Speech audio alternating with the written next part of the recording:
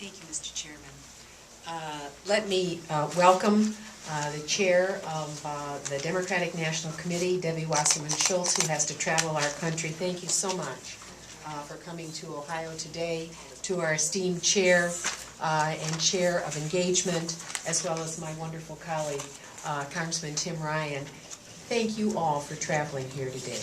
I want to thank Chairman Stuart Garson, the chairman of the Cuyahoga Democratic Party, who is in the room with us today. Thank you for being with us.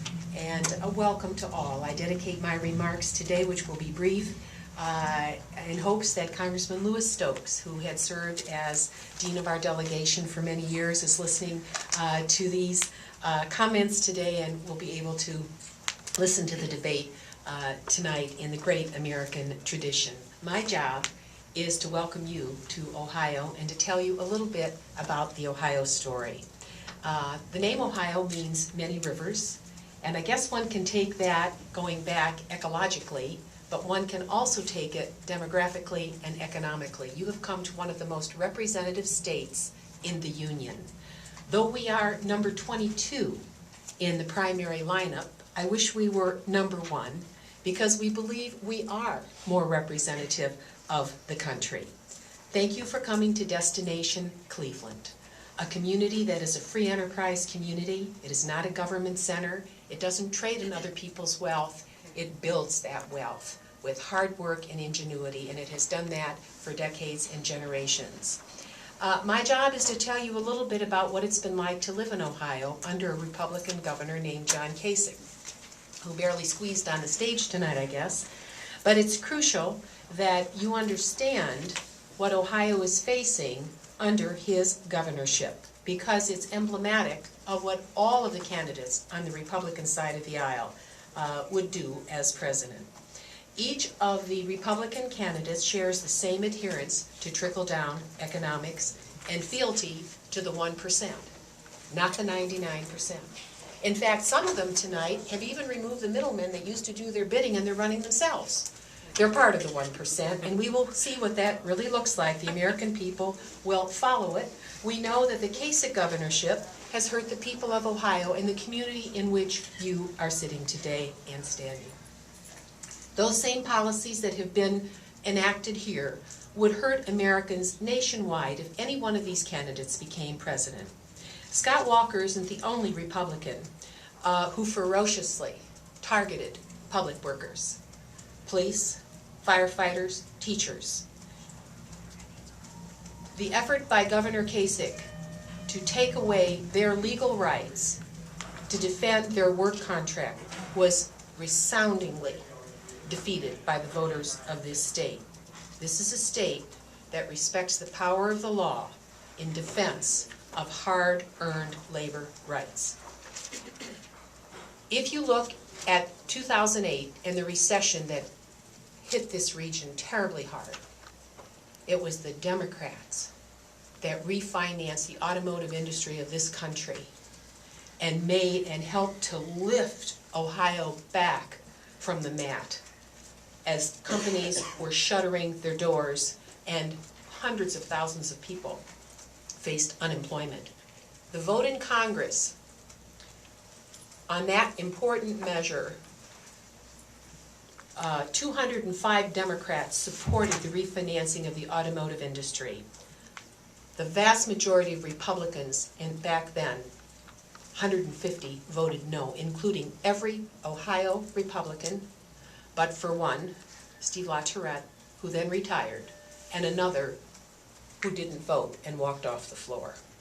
Democrats voted to refinance this lodestar industry. You are in one of the most important defense industrial manufacturing regions of this country. We understand what it takes to build America in a free enterprise economy in a world that has closed markets and where our people have taken it in the gut for so many years, so unfairly. We need a president of this country who understands what work is all about and what it takes to succeed in today's global marketplace. One of the other things that it's important for you to know, when we voted in order to help restore America's economy And as the chairwoman said, over 64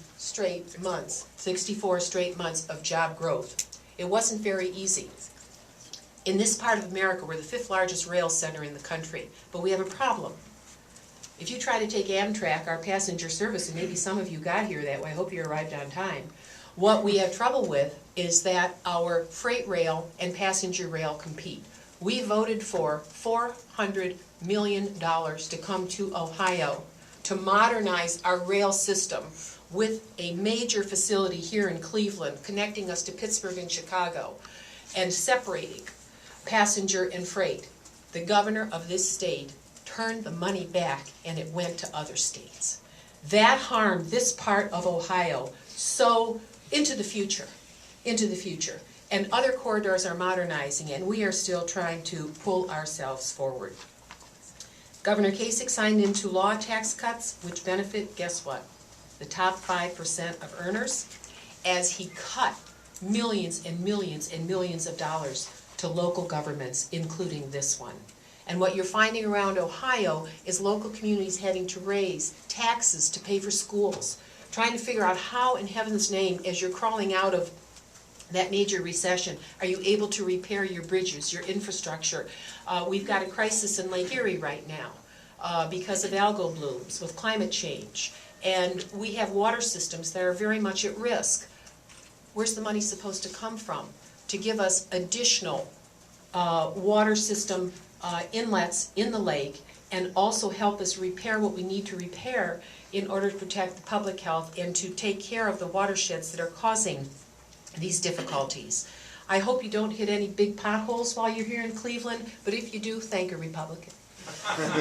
Because that surface transportation bill sits in Washington, and with its 34th extension for, what is it, 2 months, 3 months, what an embarrassment to the country. One of the most important jobs bills we could pass.